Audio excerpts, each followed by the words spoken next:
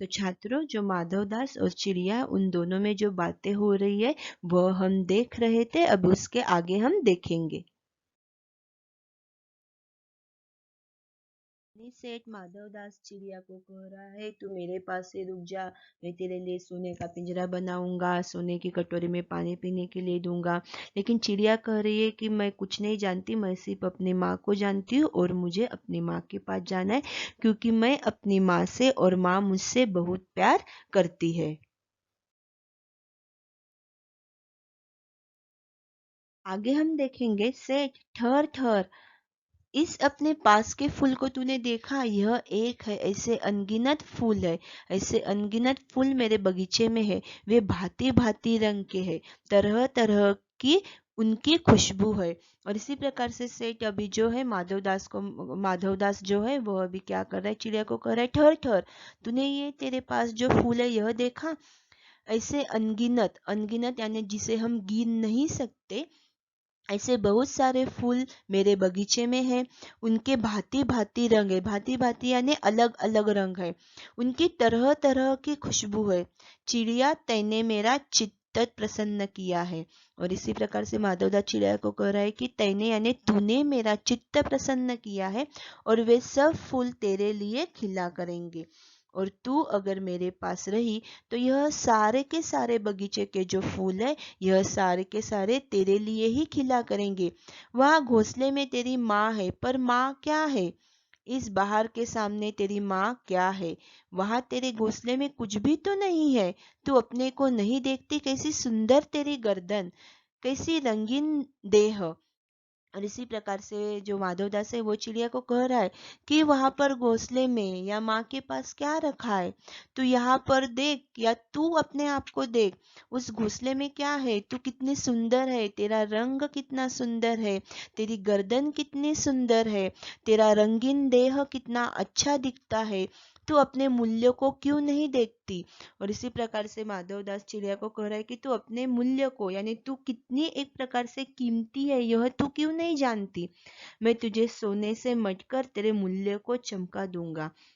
और माधवदास चिड़िया को कह रहा है कि मैं क्या करूंगा, तुझे सोने से मढ़वा दूंगा।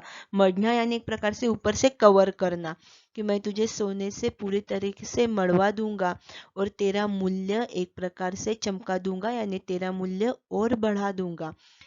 तैने मेरे चित्त को प्रसन्न किया है, तू मत जा, यही रहे। और तैने यानी तूने मेरे चित्त को अगर प्रसन्न किया है, तू यहाँ से मत जा प्यारी चिड़िया, तू यहीं पर मेरे पास मेरी संगमरमर की कोठी में रह जा। आगे चिड़िया, चिड़िया सेठ, मैं अपने अपने को नहीं जानती, इतना जानती हूँ कि माँ मेरी माँ है और मुझे यहाँ देर हो रही है। सेठ, मुझे रात मत करो, रात में अंधेरा बहुत हो जाता है और मैं राह भूल जाऊंगी। और इसी प्रकार से चिड़िया भी माधवदास को कह रहे हैं कि प्लीज़ मैं आपको नहीं जानती, मुझे आप यहाँ से जाने दीजिए, रात हो रही है, अगर रात हो गई तो मैं अपने घोंसले में नहीं जा सकूंगी और मैं राह भूल जाऊंगी, रास्ता भूल जाऊंगी। सेठ ने कहा, अच्छा चिड़िया, जाती हो तो जाओ, पर इस बगीचे को अपना ही समझो, तुम बड़ी सुंदर हो। और इसी प्रकार से माधवदास ने क्या किया कि अभी चिड़िया से बातें फिर से करने लगा कि ठीक है, अगर तू जा रही है तो जाओ, लेकिन इस बगीचे को अपना ही बगीचा समझो, तू बड़ी सुंदर है, तुझे जब चाहिए तू यहाँ पर आ सकती है। यह कहने के साथ ही सेठ ने एक बटन दबा दिया। उसके दबने से दूर कोठी के अंदर आवाज हुई, जिसे सुनकर एक दास झटपट भागकर बाहर आया। और इसी प्रकार से माधवदास क्या कर रहे, चिड़िया से बातें करे जा रहा है, और इतने में माधवदास ने क्या किया कि एक बटन जो था वह दबाया, और दूर जो कोठी थी उस कोठी में आवाज हुआ, और एक दास यानी एक जो नौकर था, वह नौकर भागकर माधवदास के पास आ गया। यह सब क्षण भर में हो गया। क्षण भर यानी क्या कि क्षण भर में, कुछ ही समय में यह सब हो गया। बटन दबाया गया, आवाज हुआ, वहां पर नौकर आ गया। चिड़िया को कुछ भी नहीं समझा, और यह सारी बातें इतने जल्दी जल्दी हुई कि जो चिड़िया थी, छोटी प्यारी चिड़िया, उसे कुछ भी नहीं समझ में आया कि यह क्या हो रहा है, कि माधवदास ने बटन दबाया, नौकर आया, उसे कुछ भी बातें समझ में नहीं आई।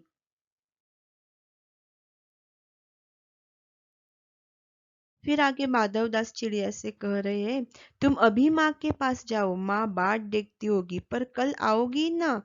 कल आना, परसों आना, रोज आना। यह कहते कहते दास को सेठ ने इशारा कर दिया और वह चिड़िया को पकड़ने के जतन में चला। और इस प्रकार से क्या है कि फिर अभी माधवदास चिड़िया वहां पर रहने के लिए नहीं मान रही थी, इसलिए माधवदास अभी क्या करने लगा, उसे अपने बातों में उलझाने लगा कि ठीक है, तुझे अगर जाना है तो जाओ, माँ तेरी राह देख रही होगी, तू कल परसों हर समय तू मेरे पास रोज आ सकती हो। और इतने में माधवदास ने क्या किया कि अपने नौकर को इशारा किया और वह चिड़िया को पकड़ने की जतन में यानी पकड़ने की तैयारी में लग गया। सेठ कहते रहे, सच तुम बड़ी सुंदर लगती हो। तुम्हारे भाई बहन है? कितने भाई बहन है? चिड़िया, दो बहन एक भाई, पर मुझे देर हो रही है। अभी फिर से माधवदास उसे बातों में उलझाने लगा कि तू बहुत सुंदर लगती हो, बट सच में। और तुम्हारे भाई बहन कितने हैं? चिड़िया ने बताया, दो बहन और एक भाई, यानी एक दो बहन और एक भाई है मेरा, और मुझे देर हो रही है। हाँ हाँ जाना, अभी तो उजाला है। दो बहन एक भाई, बड़ी अच्छी बात है। और इस प्रकार से माधवदास, हाँ दो बहन और एक भाई है क्या? वाह वाह, बहुत अच्छी बात है। और उसे अपनी बातों में क्या कर रहा है, उलझाने लगा चिड़िया को, जो कि जो नौकर है वह नौकर उस चिड़िया को पकड़ सके इसलिए।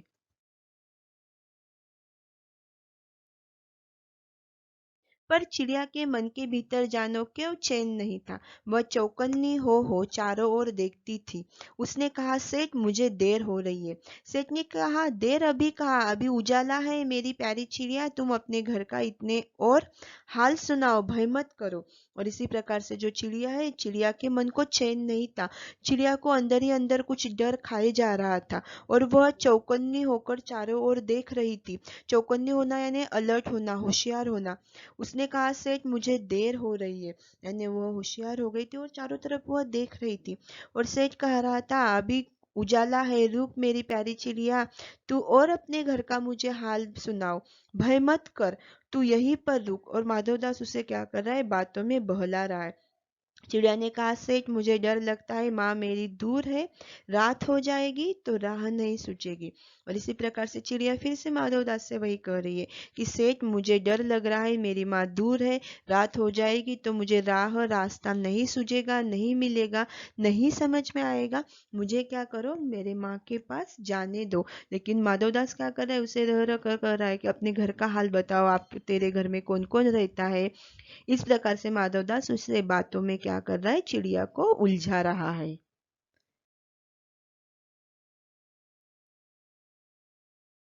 माधवदास चिड़िया को बातों में उलझा रहा था। इतने में चिड़िया को बोध हुआ जैसे एक कठोर स्पर्श उसके देह को छू गया। और ऐसे ही बातों में उलझाते उलझाते चिड़िया को बोध हुआ, यानी कुछ समझ में आया कि एक कठोर स्पर्श यानी क्या, कि जो हाथ है नौकर के, वो पकड़ते समय उसकी जो प्रकार से मन की हालत थी कठोर, कि मुझे इस चिड़िया को पकड़ना ही है, ऐसा एक कठोर स्पर्श उसके देह को यानी शरीर को छुआ और चिड़िया को यह बोध हो गया। वह चीख देकर चिचियाई और एकदम उड़ी। और जैसे ही उसे समझ में आया कि कोई मुझे पकड़ने की जतन में है या कोई मुझे पकड़ रहा है, तो उसने चीख दी यानी अपनी चिचियाई आवाज की और वह एकदम से उड़ गई। नौकर के फैले हुए पंजे में वह आकर भी नहीं आ सकी। तब वह उड़ती हुई एक सांस में माँ के पास गई और माँ की गोद में गिरकर सुबकने लगी, ओ माँ ओ माँ। और इस प्रकार से क्या है कि वह नौकर के पंजे में आकर भी, यानी नौकर के पंजे में वह आ ही गई थी, लेकिन आकर भी वह नहीं आ सकी और वह नौकर के पंजे से उड़ गई और एक ही सांस में उड़ते उड़ते अपनी माँ के पास चली गई। अपनी माँ के पास अपने घोंसले में जाकर अपने माँ को वह एक प्रकार से चिपक गई, अपने माँ के गोद में गिरकर सुबगने लगी। सुबगना यानी क्या कि एक प्रकार से जो आवाज होता है उस प्रकार से आवाज निकालते हुए वह अपनी माँ के पास गई और अपने माँ को वह चिपक गई, ओ माँ ओ माँ। माँ ने बच्ची को छाती से चिपटा कर पूछा, क्या है मेरी बच्ची, क्या है? पर बच्ची कांप कांप कर माँ की छाती से और चिपक गई, बोली कुछ नहीं, बस सुबकती रही, ओ माँ ओ माँ। बड़ी देर में उसे ढांढस बंधा और वह पलक मिर्च उस छाती में ही चिपक कर सोई जैसे अब पलक न खोलेगी। और उसी प्रकार से क्या हुआ कि बहुत समय तक वह अपने माँ के पास चिपकते हुए अपने माँ से चिपकी रही।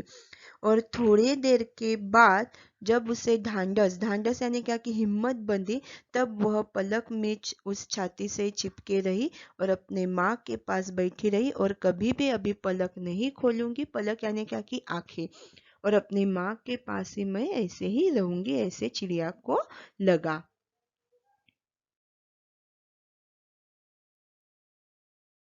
तो छात्रों, हमने पढ़ा कि जो माधवदास थे वो माधवदास चिड़िया को अलग अलग प्रलोभन दे रहे थे, लेकिन फिर भी जो पशु पक्षी रहते उनको मनुष्य की तरह धन दौलत, एक प्रकार से कोठी बंगलो, उनकी कुछ लालच नहीं रहता।